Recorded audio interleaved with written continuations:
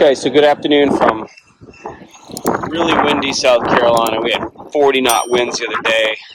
Had to take some clients out on their boat. It was definitely sporty.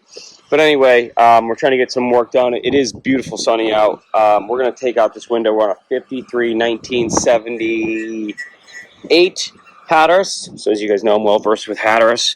So we've taken out the frame and the windows that are inside, and you can see there's a lot of, let's stick my finger in there. So this is all balsa core. Hatteras used to use balsa on fiberglass, and so all the balsa is either rotten away. You can see some of it on the deck, and it was just peeling out here. Just comes right out, and it's still wet. So all down in here, and it was leaking down into the galley right down there. So we pulled out the frame. We're going to clean up all of this. I got 2 rolls of butyl tape here and here, and then these are just random tubes of caulk, Life Seal black, and then this. But I usually use the Sikaflex 295 UV. That stuff works really well on windows, kind of like specifically designed for that. So that's usually what I use on top of the butyl tape. So I get a layer of structure with the butyl tape, and then the caulk kind of squeezes out, and I can get a good seal on it, and then we wipe it down with mineral spirits. So that's it. I got Matt over there grinding down all the old stuff on the window. You got to make sure it's all clean, and I'm scraping all of the caulk and everything. There's a lot of voids that were in here, so you can tell where it was leaking. So I'm going to clean up this frame. He's going to clean that frame, and put the butyl tape on, and we'll see what it looks like when we're done. The other side looks pretty good. It doesn't appear to be leaking, but we may end up replacing that one as well, because if this one's leaking, the other one's probably leaking too. Okay, so I was just inspecting Matt's job. The frame looks really good compared, relatively speaking. There's really no pitting or anything like that. The coating is still pretty much on it. We don't have any of that like aluminum cancer on it. But then when I came up to here, I was like, ooh, well, that's not good.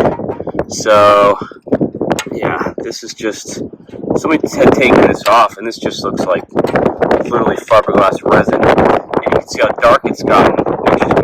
It's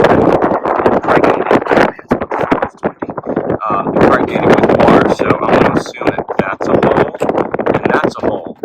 And this lines up perfectly inside where there's a leak on the inside as well.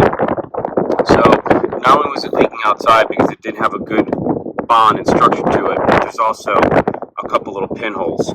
So I'm going to fill these pinholes in with some real aluminum or steel epoxy, 2-part, and let's pull this out. Oh yeah, look at that cancer. No good. So we'll grind all this out here. This one and this one. Probably that one right there.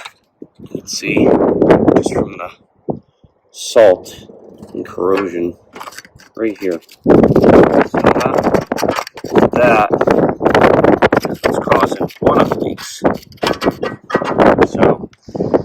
So next task, we'll get that finished up before we get it put in, because otherwise all of this will be futile, because this is on the inside, and so if I redo the whole outside, it's still going to. So we're going to grind that out right now, we'll fix that, and see what it looks like. Okay, so day 2 of this project. This is balsa core material. That's what was used a long time ago, back in the 60s, 70s, 80s, even in the 90s. But the problem with that is that it's very soft, and if it gets wet, it rots really quick. So we've got nothing left on the inside of here, all the way up. So when we put the window back yesterday, there was really nothing that bit into it.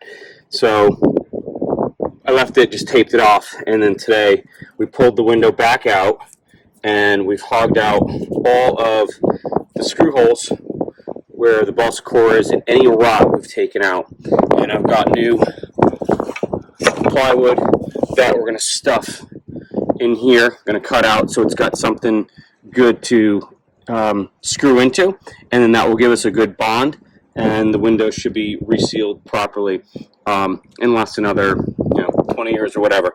So and then these little sections here I'm just going to fill in with some marine grade filler, and then we can screw into that. So that's what we're going to do here. On the bigger sections I'm going to put in new plywood. So that's what we're doing right now, and as usual, nothing is easy. So Matt went out and grabbed us some lunch. You can see all the balsa core hanging all over the place. I'm going to cut some wood here, get it fastened in, and then see what we can do about filling all these little holes. Hey Matt. What's up? Okay, so I put some Bondo glass in all of the good places that we've hogged out. So there's some good structure in there, and there's fiberglass in there as well, so that should be good. And then along the sides where it's really rotted out, we put that plywood in. And so we should be good. We're just letting the Bondo glass set up. And as you can see, looks like it's getting there, almost there. So that's good. It means I mixed it up well. And then we're putting the inner frame back in first, which is what Matt's doing right now, because the outer frame sits on this inner frame right here. So we just got to get that back in and secured in a couple of spots, and then we'll put the other outer frame over the top of it, and this butyl tape, which is still pretty thick, and we still have a layer on that, will adhere to it, and so we should be pretty good with that. So moving along and making progress. A lot more involved than we thought it was going to be, but we have the technology to fix it.